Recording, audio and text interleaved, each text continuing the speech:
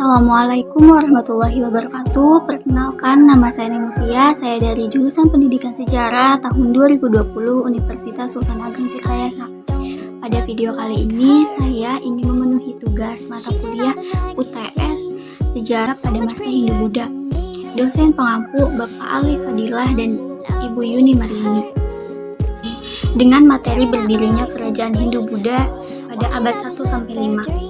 Berdirinya kerajaan Hindu-Buddha pada abad ke-1 sampai dengan 5. Kerajaan-kerajaan yang muncul pada abad ke-1 sampai 5 Masehi. Yang pertama itu ada kerajaan Kutai yang berdiri pada 400 Masehi. Pengaruh datangnya kebudayaan India, terutama kebudayaan Hindu, menyebabkan Kutai yang semula merupakan kelompok masyarakat berbentuk suku, berubah sistem pemerintahannya yang semula seorang kepala suku berubah menjadi raja.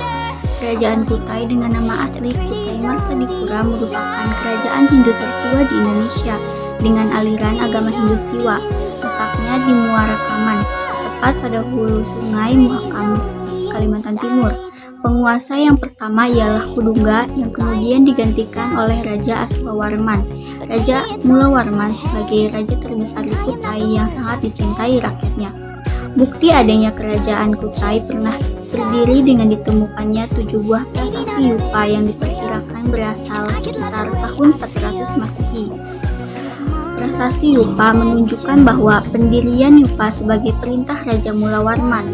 Prasasti Yupa berisi tentang kehidupan politik, kehidupan sosial, kehidupan budaya, dan kehidupan agama pada saat itu. Kelanjutan kerajaan Kutai setelah Mulawarman tidak menunjukkan tanda-tanda yang jelas.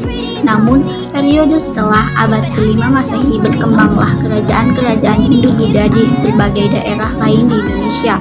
Hal ini menunjukkan bahwa pada fase selanjutnya agama Hindu-Buddha berkembang pesat di berbagai daerah Indonesia. Yang kedua ada Kerajaan Tarumanegara. Kerajaan Tarumanegara merupakan kerajaan tertua di Indonesia, kedua setelah Kerajaan Kutai, dan kerajaan tertua di Jawa Barat di Sunda. Menurut Saptika, Kerajaan Tarumanegara atau Kerajaan Taruma adalah sebuah kerajaan yang pernah berkuasa di wilayah barat Pulau Jawa pada abad ke-4 hingga abad ke-7 Masehi. Purwadi mengungkapkan bahwa Tarumanegara ini didirikan oleh Raja Diraja Guru Jayasingawarman pada tahun 358 Masehi. Selanjutnya, Kerajaan Tarumanegara merupakan kelanjutan dari Kerajaan Salakanegara yang berdiri pada tahun 1130 sampai 362 Masehi. Artinya, pemahaman Kerajaan Tarumanegara adalah sejumlah pengetahuan akan keberagamannya hidup manusia, baik dalam aspek individual maupun kolektif, tentang kehidupan masyarakat. Tarumanegara sebagai awal mula masuknya agama Hindu-Buddha di Jawa. Yang kedua ada Kerajaan Tarumanegara.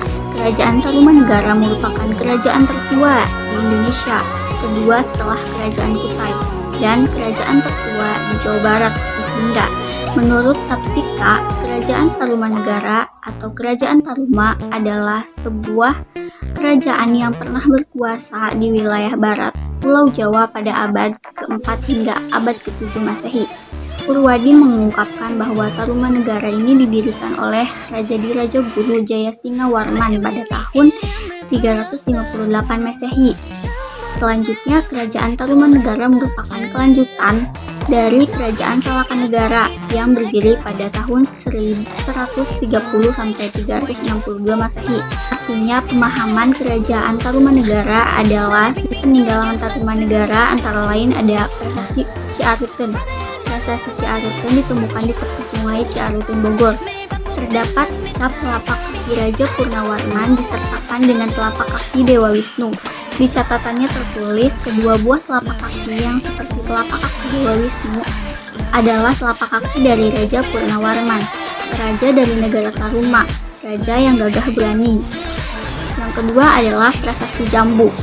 Prasasti Jambu ini ditemukan di daerah perkebunan jambu sekitar 30 km dari kota Bogor. Prasasti Jambu memuat pujian terhadap Raja Purnawarman. Raja Purnawarman digambarkan sangat kuat, tidak dapat dikalahkan bahkan selalu berhasil menghancurkan musuh dan selalu menghadiahi jamuan kehormatan bagi mereka yang siap.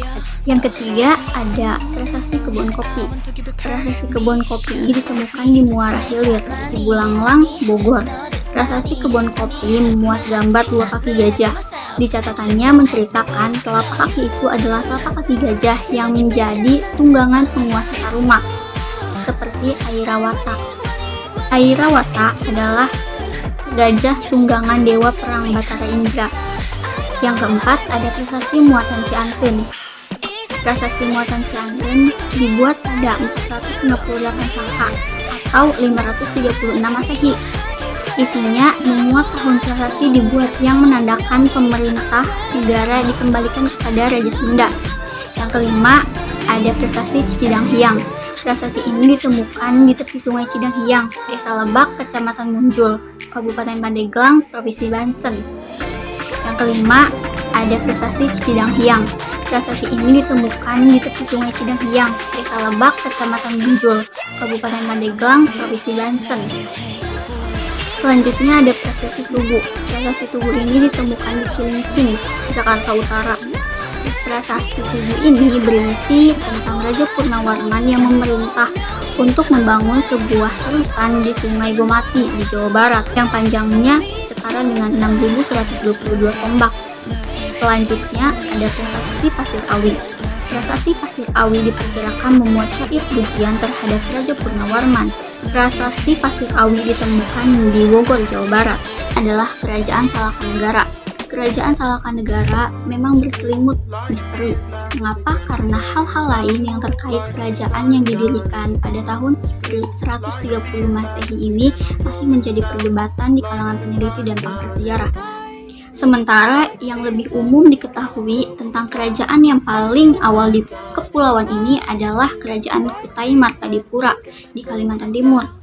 Selanjutnya, jika Kerajaan Kutai dibuktikan dengan adanya prasasti, Salakanegara ini hanya berupa catatan perjalanan dari. Terima kasih telah menonton video ini, semoga bermanfaat. Kurang dan lebihnya saya memohon maaf. Wassalamualaikum warahmatullahi wabarakatuh.